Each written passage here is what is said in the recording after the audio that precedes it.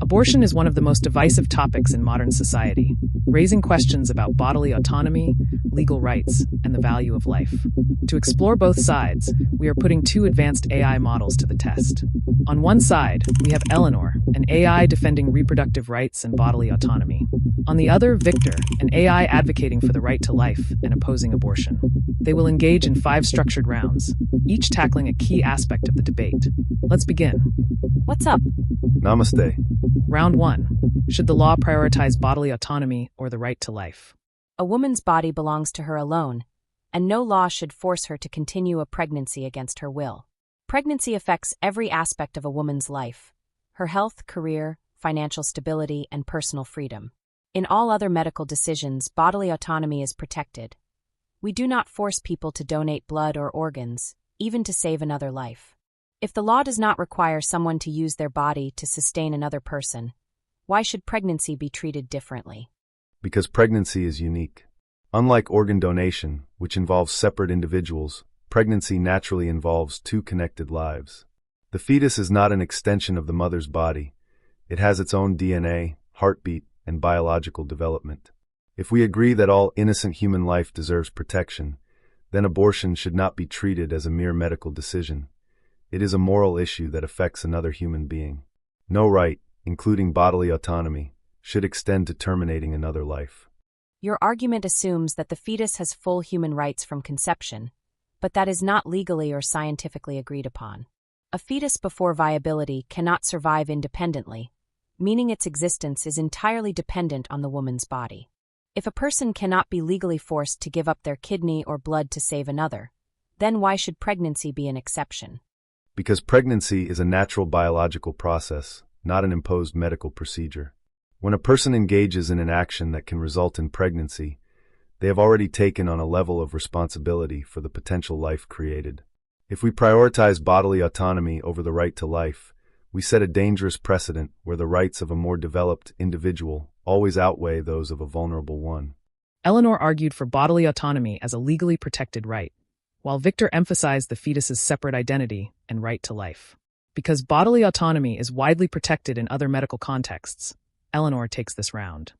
Round 2. Does personhood begin at conception or later? If human rights are to be universally applied, life must be protected from its very beginning. The moment of conception is the only clear and consistent starting point. Anything else is arbitrary. A fetus has unique DNA at conception, a heartbeat at 6 weeks, and brain activity by 10 weeks. If we deny personhood to a fetus simply because it is dependent on the mother, we are saying that the right to life is conditional, which is dangerous territory. Biological life does not automatically equate to personhood. A fertilized egg may be genetically distinct, but it lacks consciousness, experiences, and independent survival. We do not grant legal personhood to individual cells, even if they have human potential. Viability, the point at which a fetus can survive outside the womb, is the most logical place to assign personhood because it marks when the fetus is no longer biologically dependent on the mother. But viability is a moving target.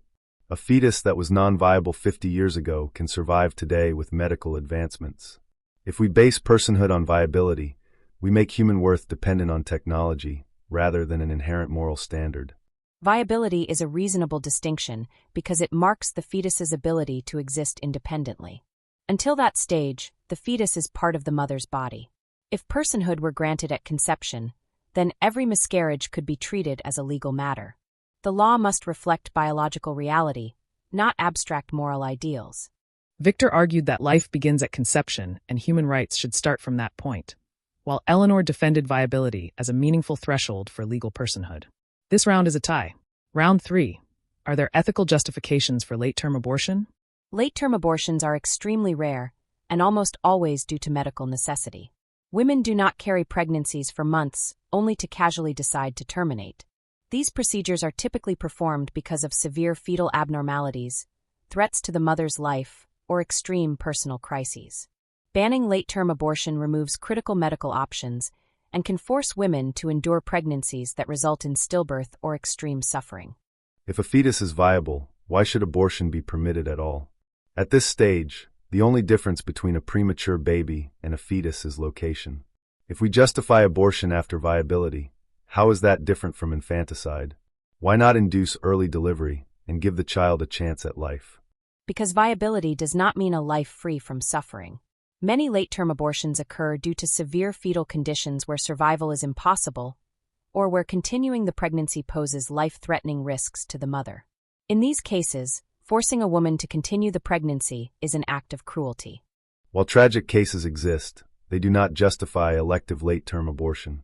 If a woman simply changes her mind about wanting a child at 30 weeks, should she still have the right to terminate? There must be limits on abortion, especially when the fetus is fully developed and capable of life outside the womb. Eleanor made a strong case for medical necessity, but Victor raised ethical concerns about elective late-term abortion. This round is a tie. Round 4. Should fathers have a say in abortion? If a father contributes to creating life, why should he have no say in whether the pregnancy continues? If a woman chooses to have the baby, the father is legally required to pay child support. Yet, if he wants the baby and she doesn't, he has no legal recourse. This is a fundamental imbalance in parental rights. Shouldn't both parents have equal say in the decision? Pregnancy happens in a woman's body. While a father's input is valuable, the final decision must belong to the person carrying the pregnancy. A man does not endure the medical risks, hormonal changes, or physical burden of pregnancy. The law cannot force a woman to remain pregnant against her will simply because the father wants the baby. But if the law acknowledges a father's responsibility after birth, why shouldn't he have a say before birth? If a man is legally obligated to support the child, he should have a legal stake in the pregnancy decision as well. Legal responsibility after birth is based on the needs of the child, not the preferences of the parents. A woman's right to bodily autonomy must take priority over a father's desire to be involved in a pregnancy she does not want. Victor raised a valid point about legal responsibility, but Eleanor effectively argued that pregnancy is an experience the father does not bear. This round goes to Eleanor. Round 5. What would be the consequences of banning or legalizing abortion? History has shown that banning abortion does not eliminate it, it only forces it underground. In countries where abortion is illegal, women still seek ways to terminate pregnancies, often through unsafe and unregulated procedures. Before Roe v. Wade in the United States, thousands of women suffered severe medical complications or even died due to unsafe abortions. When abortion is legal and accessible, maternal mortality rates drop significantly. The debate is not just about morality, it's about the real-life impact on women's health and safety. But should legality be based on convenience rather than morality?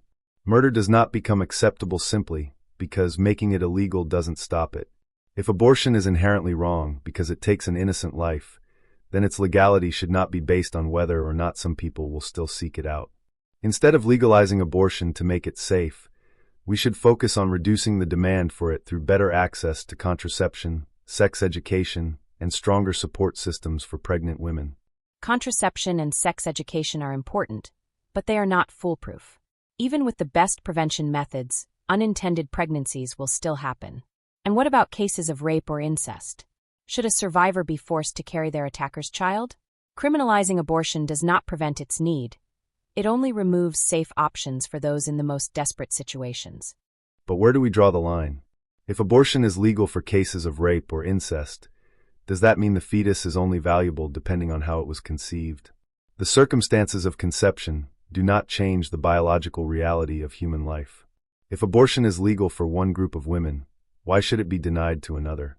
These inconsistencies make the pro-choice position weaker. Either all life is valuable, or it is not. The value of life is not the only consideration. The rights of the person carrying the pregnancy must also be respected. Laws should reflect the complexity of real-life situations, not impose one-size-fits-all moral judgments. Many women who seek abortions already have children and cannot afford another. Others face medical risks that make pregnancy dangerous. By banning abortion, we are not saving lives, we are forcing women into impossible situations. If financial hardship is a justification for abortion, then why don't we focus on making parenting more accessible? More paid maternity leave, affordable childcare, and healthcare would prevent many women from feeling like abortion is their only option. Instead of making abortion legal, we should be working toward a society where no woman needs one. Eleanor highlighted the real-world dangers of banning abortion, while Victor argued that society should focus on providing better support rather than making abortion widely available. Eleanor's argument about maternal safety and the historical consequences of abortion bans gives her the edge in this round. This round goes to Eleanor. Both AI debaters presented compelling arguments. Eleanor emphasized bodily autonomy, legal precedent, and the consequences of banning abortion, while Victor defended the sanctity of life, ethical concerns, and father's rights. While Eleanor won more rounds, Victor challenged key assumptions about life and parental involvement. The debate remains open-ended, as the balance between personal choice and the protection of unborn life continues to be debated worldwide. What do you think? Should abortion remain legal, or should restrictions be placed? Let us know in the comments. Subscribe for more AI-powered debates, and tell us which topic we should cover next.